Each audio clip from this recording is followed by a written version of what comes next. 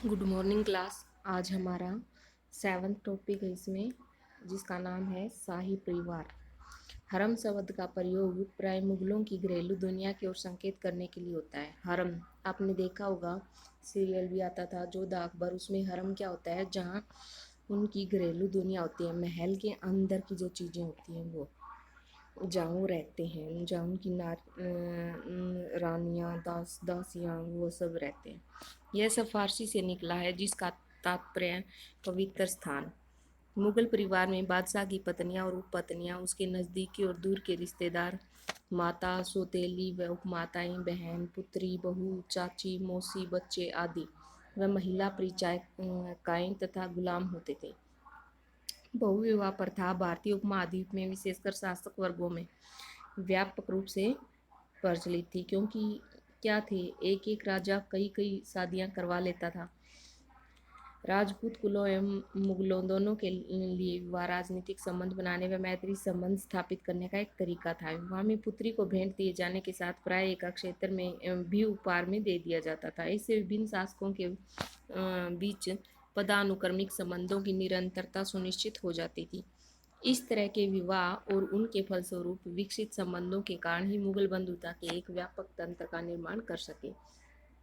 इससे वे महत्वपूर्ण वर्गों से जुड़े और उन्हें एक बृहद साम्राज्य को इकट्ठा करने में मदद मिली।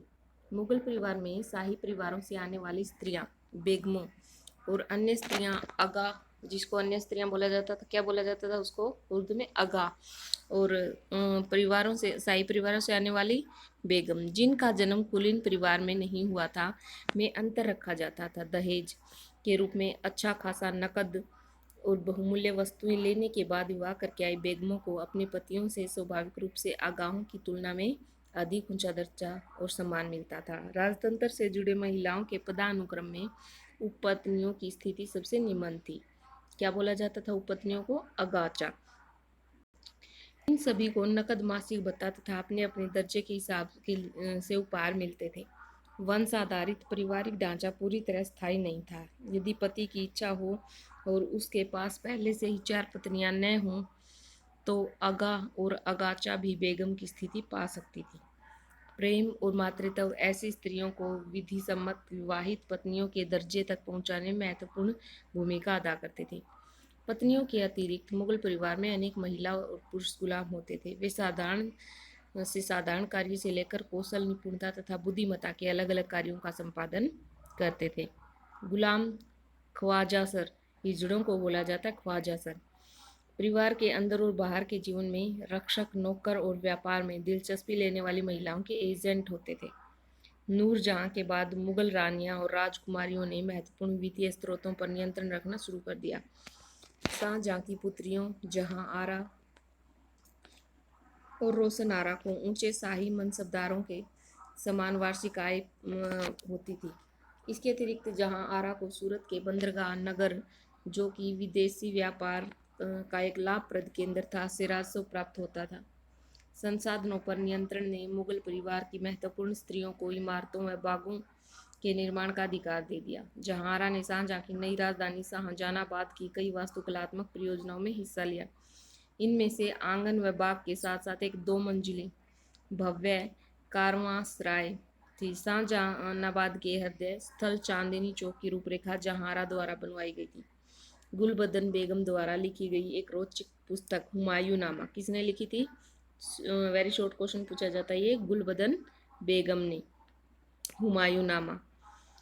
उसमें मुगलों की जो घरेलू दुनिया होती है उस के बारे में बताया गया है। गुलबदन बेगम बाबर की पुत्री थी और हुमायूं की बहन और अकबर की चाची थी।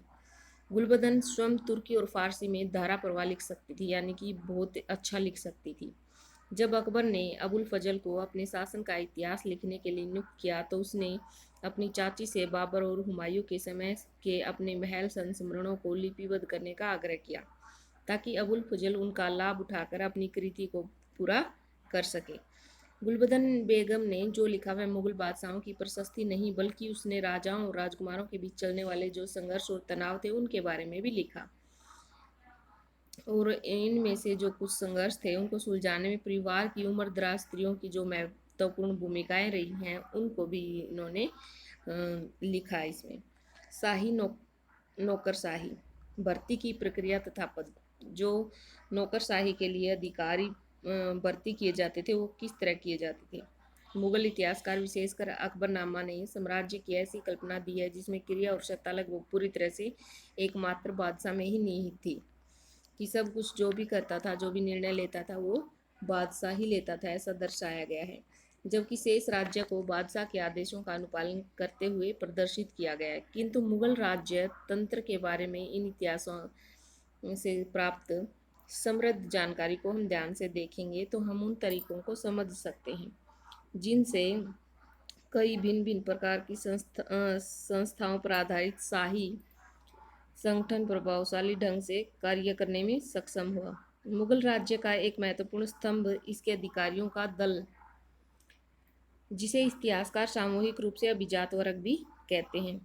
अभिजात वर्ग में भर्ती विभिन्न जातीय और धार्मिक समूहों से होती थी। इससे यह सुनिश्चित हो जाता था कि कोई भी दल इतना बड़ा न हो कि वह राज्य की सत्ता को चुनौती दे सके। मुगलों के अधिकारी वर्ग के साथ को गुलदस्ते के रूप में वर्णित किया जाता था, जो वफादारी से बादशाह के साथ जुड़े थे।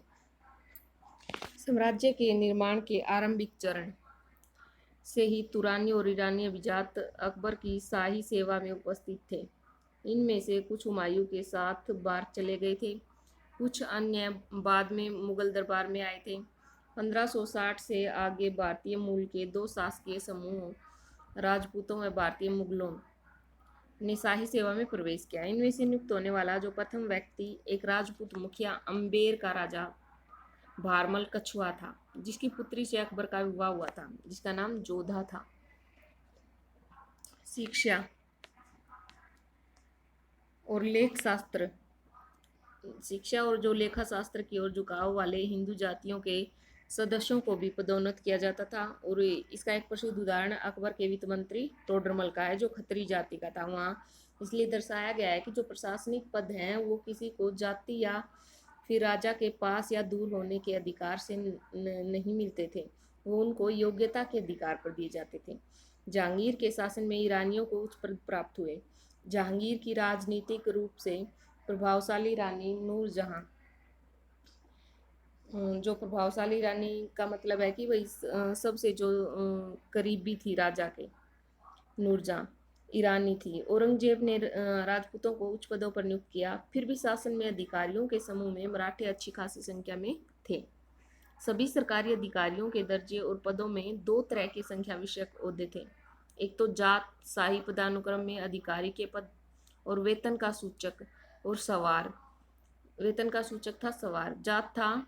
जात किसको बोला जाता था कि ये अधिकारी किस पद पर है, और सवार बोला जाता था इसको वेतन कितना मिलता है, उसे सेवा में कितने घुड़सवार रखना अपेक्षित था। 17वीं शताब्दी में 1000 या उससे ऊपर जात वाले मनसबदार अभिजात कहे गए।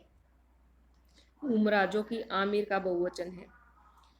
सैन्य अभियानों में ये अभिजात अपनी सेनाओं के साथ भाग लेते थे तथा प्रांतों में वे साम्राज्य के अधिकारियों के रूप में भी कार्य करते थे। प्रत्येक सैन्य कमांडर घुड़सवारों की को भर्ती करता था, उन्हें हथियार भी देता था भरपूर मात्रा में, और उन्हें उन हथियारों को चलाने का प्रशिक्षण भी देता था। घुड़सवार फौज मुगल फौज का अपरिहार्य अंग थी।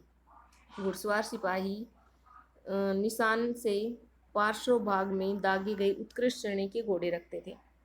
दागे गए यानी कि उन पर एक निशान बना दिया जाता था, उनके ऊपर खाल से गर्म कोई चीज़ लगा करके, जिससे वो पहचान पाए कि ये किस अधिकारी के घोड़े हैं।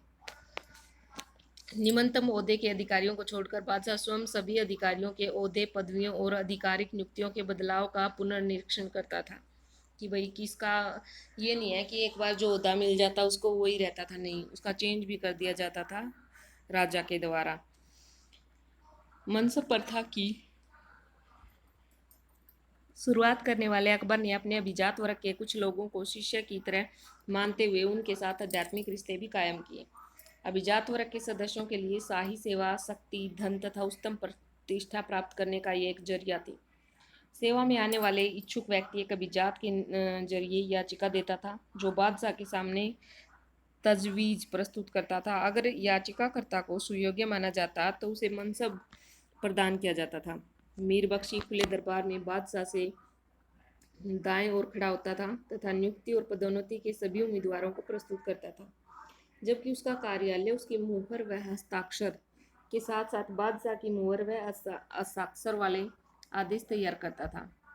केंद्र में दो अन्य महत्वपूर्ण मंत्री थे, दीवाने आला जिसको वित्त मंत्री बोला जाता है और सद्र उस सुदूर मदद ए मास अथवा अनुदान का मंत्री और स्थानीय न्यायाधीशों अथवा काजियों की नियुक्ति का प्रभारी। ये तीनों मंत्री कभी कभी इकट्ठे एक सलाहकार निकाय के रूप में काम करते थे, लेकिन ये एक दूसरे से स्वतंत्र होते थे। अकबर ने इन तथा अन्य सलाहकारों के साथ मिलकर साम्राज्य की प्रशासनिक, राजकोषीय व मौद्रिक संस्थाओं को आकार प्रदान किया। दरबार में नियुक्त अभिजातों का एक ऐसा सुरक्षित दल था जिसे किसी भी प्रांत या सैन्य अभियान में प्रतिनियुक्त किया जा सकता था। इतने टैलेंटेड थे वे। प्रतिदिन 2 बार सुबह व शाम को सार्वजनिक सभा भवन में बादशाह के प्रति आत्मनिवेदन करने के कर्तव्य से बंधे थे। दिन रात बादशाह और उसके घराने की वो सुरक्षा की जिम्मेवारी भी उठाते थे। नेक्स्ट पॉइंट हम कल करेंगे। आज हमने इतना ही किया। साथ साथ आप अपने ऑप्शन टाइप क्वेश्चन जो मल्टीपल चॉइस क्वेश्चन आते हैं वो भी करते रहिए और अपने नोट्स भी तैयार करते रहिए। जिस बच्चे ने पिछले नोट्स तैयार नहीं किए हैं कृपया करके वो अपने पिछले नोट्स भी तैयार कर लें और जिसको पिछले नोट्स चाहिए हैं वो कमेंट बॉक्स में डाल दें या फिर व्हाट्सअप कर दें, उसको पिछले नोट्स देने की कोशिश की जाएगी। Thank you, have a nice day.